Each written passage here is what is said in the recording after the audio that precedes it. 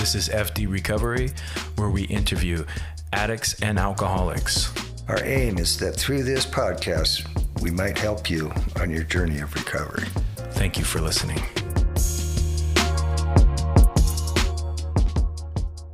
Hello, this is Frank with FD Recovery.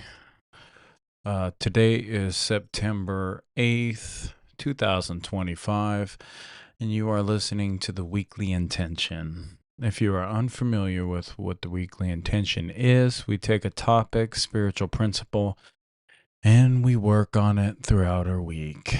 So this week is going to be judging, or judgment, right? But before we dive into that, we will recap on anger. So, how did I work on anger this week? That's a tough one, right? Let me think about that one. Because sometimes, when you work on things, it pops up, and it's kind of the way anger works for me. I block a lot of crap out, right? That's the whole point of it for me, right? And so, anger. I did talk about it in group, on Friday and also Thursday, right? And talked about how most of that's just rooted in fear, at least for me. Trying to dig through the muck and get to a place where,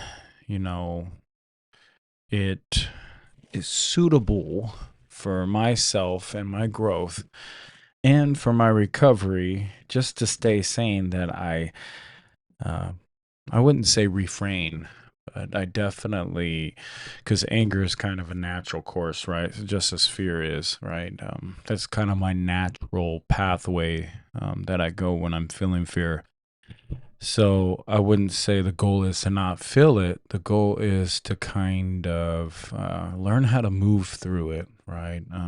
I had a pretty good week, so I didn't have to deal with anger too much. I did have an event where there was lack of communication in my relationship, right? And, I took off to the Goodwill and dropped off some stuff at the Goodwill, and I was pretty angry then,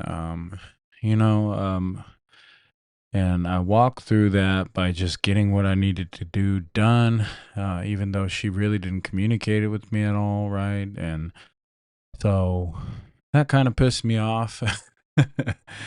And, just getting down to the real of it, it's most of my anger is through miscommunication, right? And I do my best to, clearly state where I'm at, but in my relationship, I have a little bit of more difficult time doing that. As far as business, friendship, I have a better time doing that, and it doesn't help that we're on totally different schedules. So I think that plays a part in it too.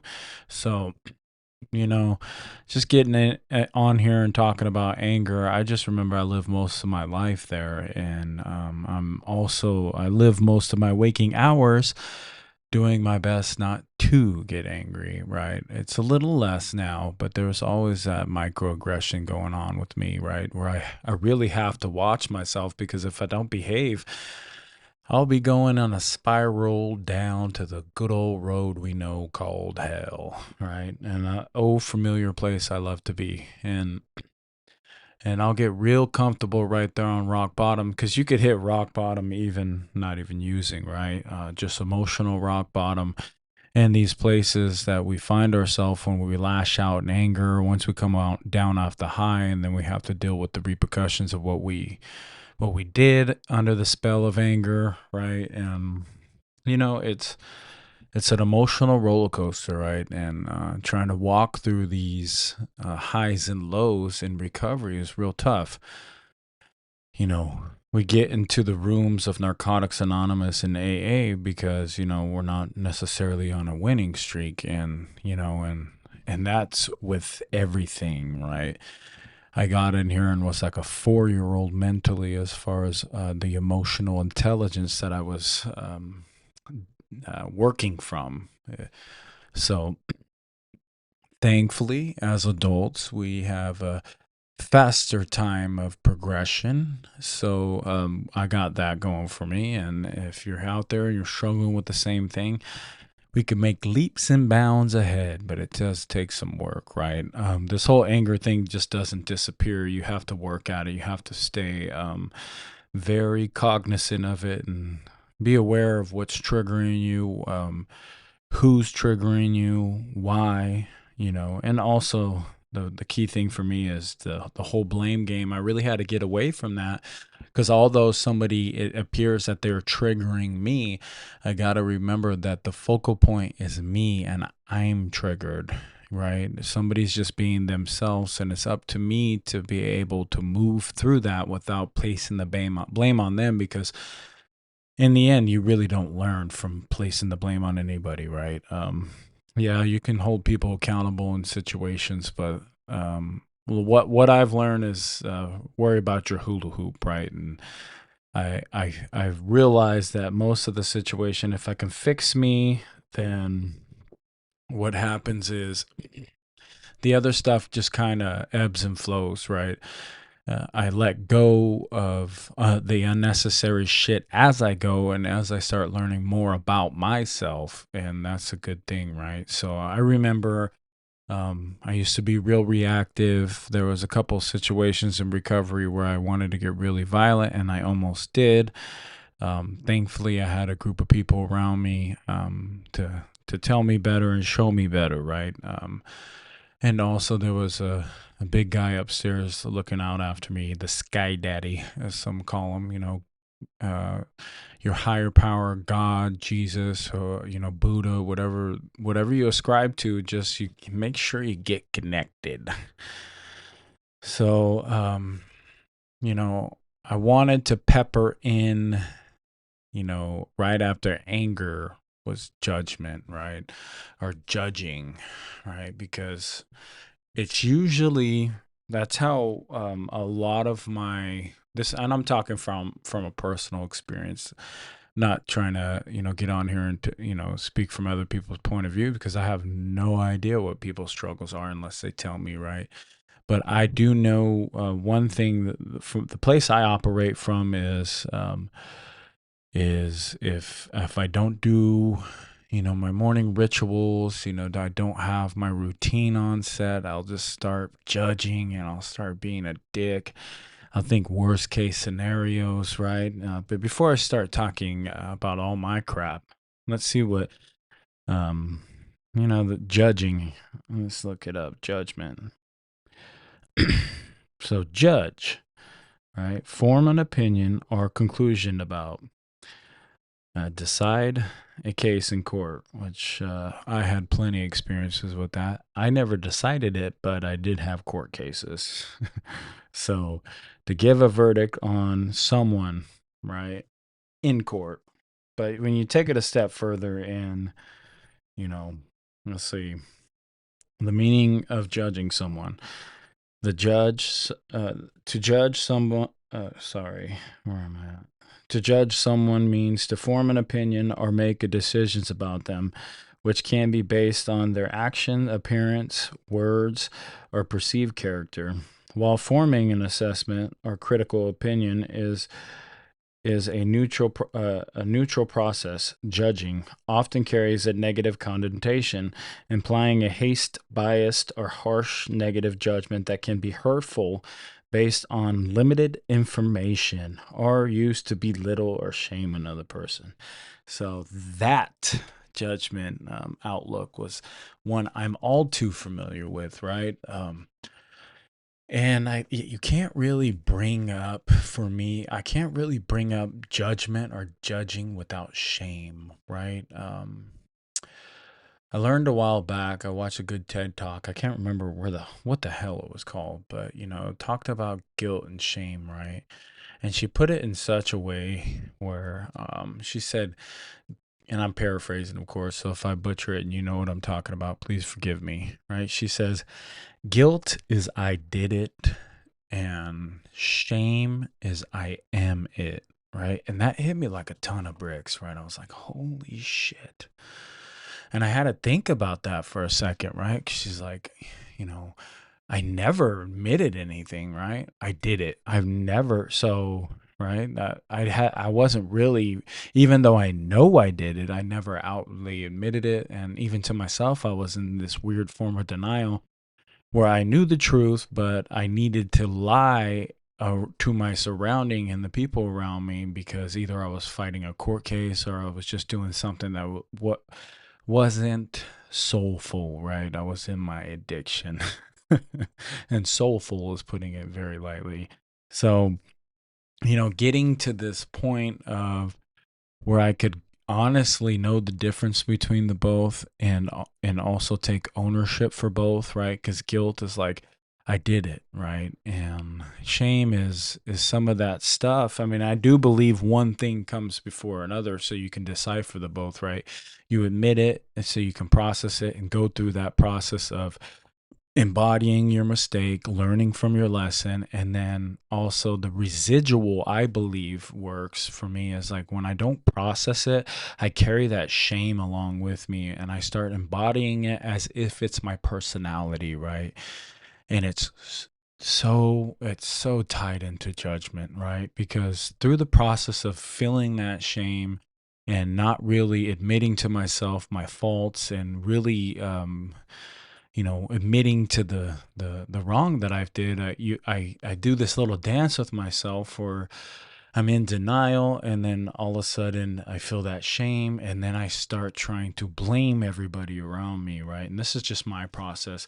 And through that process, it's start judging other people. Well, I say, well, look what they're doing.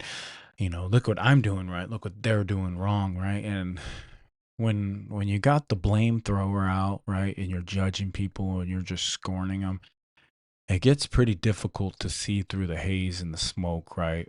Because at the end of it, when you got your when you're going full force on that blame thrower, you're torching the whole fucking scene, and you know in the end, what's left, right? The truth is still the truth, right? For this is how it works for me. I still have to face that, right? But then everything's burnt up at the end of it too. So not only not only would it just be smarter for me to right to just admit my faults, go through the process of the guilt factor and process some of this shame and let go of it, because the way it works, right, the what I've learned is we're carrying around all this crap, right? And when you hit step 3, 4, 5, right, you've already let God in all the way up to 3. Those are the first 3 steps. You're just letting God in, and then you start writing it down, right? And you start reflecting. You start looking at things in such a way it's now outside of your mind and on that paper, right? And it gives it that that other dimension, right? So that being said, and going a little further and you start sharing it with another person, you start processing it. It's all about the process of relieving yourself of the guilt and shame, right? Because those are close cousins, right? One is I am it, or one is I did it, and I am it. So you have to kind of, for me, it's like, what is my fault in the situation, right? And if I have a part, I need to own up to it. And that's that whole guilt factor. When you own up and this is what I did, boom, then you get past that initial guilt, right? And then you can work on some of the more shameful feelings, that stuff that grows because for me, it's like I'm in such denial and I've been blaming everybody else that really I've been carrying, or it's through that blame and through that judging is actually that's what's the expression of my shame is, right? And this is just my personal experience, right? Everybody, I'm sure it looks different for everybody, but from it all falls from the same tree, so the fruits are going to taste pretty similar. But so that process of letting go of those judgmental thoughts, and the biggest thing that I've heard out there is just like try to envision somebody, right, in the steps in their life, and put yourself in their shoes in such a way, right, where they were born, they were a baby, right? Everybody loves babies, they're fucking awesome, right? and then there were toddlers. Toddlers are cool. I mean, terrible twos. They're my daughter's is entering that stage, so that's it's a lot of fun. So, but everybody's toddlers, right? Everybody grows up, and then in that in between stage, preteen, and then they're teens, right? They gotta go through all the feelings, emotion, humiliation, pain, heartache, all these things that we do naturally as human beings, right? And nobody can avoid some of these things. Nobody could avoid the pain, the loss of a loved one dying. And if you haven't lost anybody yet, that's, be very thankful, right?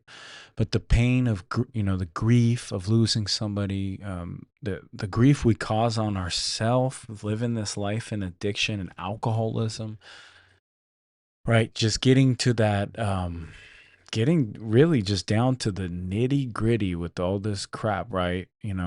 Everybody, getting back to my point, it's like everybody is going to go through that, right? Everybody goes through all the seasons in life if we're lucky enough to get to those seasons, right? Some of us aren't so lucky. But when you put things in a context of, man, they're going to live, they're going to thrive, they're going to love, they're going to hurt, their heart's going to be broken, they're going to experience loss, they're going to lose their father, their mother, all these things, they're going to experience some of that, right? And to just open yourself up to that reality that, we're all the same, right? And it really sucks, right? Because you can turn on the news, and no matter what you want to plug into, you can, everybody's separated, or that's at least what they want you to think, right?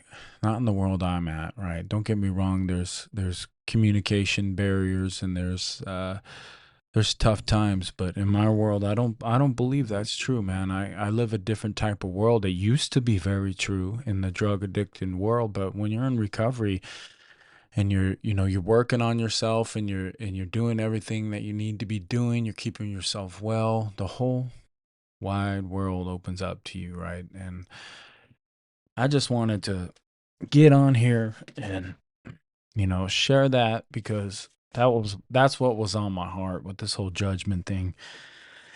We can, when you're creating the judge, the victim, the hero, the villain, you can get down the road of, you can make a pretty good story in your head, right? And not everybody wins when that happens. And that's why it's important to really just allow yourself to start from a fresh slate with every single person in your life, right?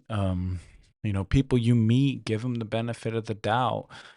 I know one thing: when I was in my addiction, I had a real bad, even just my adolescence, I had a lot of trauma done, and I just, wasn't very trusting, right? And so getting to that pivotal point in your spiritual development where you can open your heart to a complete stranger and try to let them in, right? And there has to be guardrails. Don't get me wrong, right? You can't just be open borders on your heart, because it's important that you have your boundaries too. And it's important when you're talking with people, and you're dealing with people, that you really speak them, because it can get tricky if you have unwanted boundaries that keep getting stepped on, or unwanted needs, and that's an important factor to this, right? And that's one thing I'm learning on this journey of recovery and just life, man. It's an interesting kind of trip, right? And so, and another thing I wanted to add about judgment, right? The way it works in my life, and getting to a point to where, because you're never gonna stop judging. You're the way the brain works, and what I was taught is, in order to survive and get where we are in the survival mode, we have to scan our environments for threats, right? So what does that mean? That means I have to analyze. And through that analyzation, I have to discern what is safe and what is a threat, right? And it's important that even though you see something bad and you can identify it as bad to you at that moment, does not inherently just mean it's bad. Obviously, there's some universal good and there's some universal bad. But to be the end all be all, like, you judge, jury, and executioner, you gotta be very cautious of that, because in the end, everybody's just trying to live their life, right? Everybody's at this point in their life where they've made it to where they have the spiritual development, in some cases, and some people aren't just there yet with certain stuff, right? And I've been that person many times where I just could not see the light. I could not see a way forward, and I was a wreck, right? And just give the people around you the benefit of the doubt, right? One thing that I do today is I trust God more than I ever have, right? And that's an important piece to this, because you can put your power in you can put your thoughts and your thing in material BS. You can put it in just about anything: video games, girls, drugs. You can put all your attention on anything, right? But until you can connect to a higher purpose and a higher power, and that's when life really starts talking, right?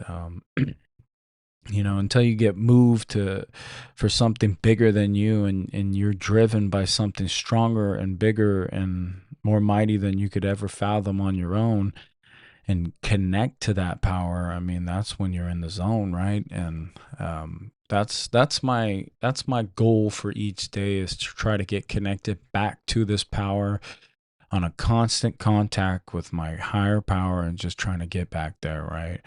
I'm a lost soul just trying to find my way back to God, right? And that's basically the synopsis of it. And I'm going to fall short. I'm going to make mistakes, and so are you. We all are, right? And that's the whole point of this whole judgment thing, right? It separates us. And that's one thing that I'm going to work on this week, is that whole judgment piece. I don't want to put myself above or below anybody, right? And I notice that's where I end up when I'm in that world of judgment, right? Discernment's different. You got to be smart in what you allow in and out of your life, because, you got to know where you're at. And that's the difference between judgment and discernment, right? Matter of fact, let's look up discernment. Discernment. Let's see. All right.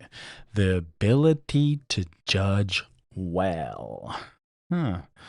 That's a good one. In Christian context, let's see what they have to say. Perception is the abundance of judgment with a view of obtaining spiritual guidance and understanding. Without providing for a time of healing and discernment, there will be no hope of living through the present moment without a shattering of our common life. Interesting. I could chew on that for a little bit, you know what I mean? Wow. Okay, well, that's important, right? Ability to judge well, right? Because, that whole judgment, the one that I'm talking about, that negative stuff, is I wasn't doing it very well, right? It may have felt good, and shift the blame and spotlight off me for, some brief moments, but in the end, it was just poisoning myself, right? And poisoning the ears around me and the hearts around me. And that's what gossip does. Gossip's just one of those subsections of judgment, whether it's true or not. What are we really trying to achieve, right?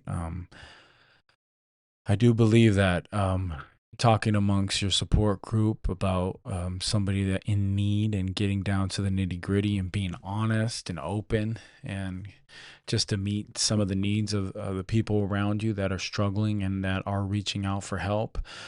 That's a little different, right? But just to talk shit for good old shits and giggles at somebody else's behalf, I got to watch myself with that. I'm as human as anybody else out there, and I do that frequently, right? So I gotta constantly, my mind wants to go there in the whole judgment realm where I think I'm better than people, and that's just not the truth, right? The truth is I'm who I am. I'm unique to me, and I'm living my life experience, right? And I gotta get to a point in my life where I'm okay with what I am and who I am, and through that, right? I've achieved that on some level to this point, and through that, it's given me peace and solace, right, and serenity. So I think that I'll end with that because I think I'm all spoked it out, right? All spoken out, not spokes, right? And only the people in prison will know what that means right there. All right, guys, this is FD Recovery, and this week's weekly intention is judgment, right? Or judging. We all do it, we all get to that point where we think this about somebody, or we get preemptive about our judgments, and we assume, and we get there in different ways, right? But in the end result, what are we trying to do, right? We're trying to progress ourselves and hopefully help somebody progress. I know that the road there isn't through judgment. Only one person can judge us, and that's the God of your understanding, right? You'll stand before that power, the higher power that you choose, and you will be judged, right? And because I see it like this, I know everything I did, and so does God. That's just like reflecting like through the looking glass or the mirror, perhaps. It's like I'm just looking at my mirror, looking at everything that I am, right? And so this week, just work on judgment. I know I am, and if share this with somebody that you think may need it, right? Again, this is FD Recovery coming at ya. All right, later. Love you. Peace. Thank you for tuning in to FD Recovery. A reminder, be kind to yourself on this journey of recovery. Also, call your sponsor, get connected to local support groups, and for one day at a time, stay clean and sober.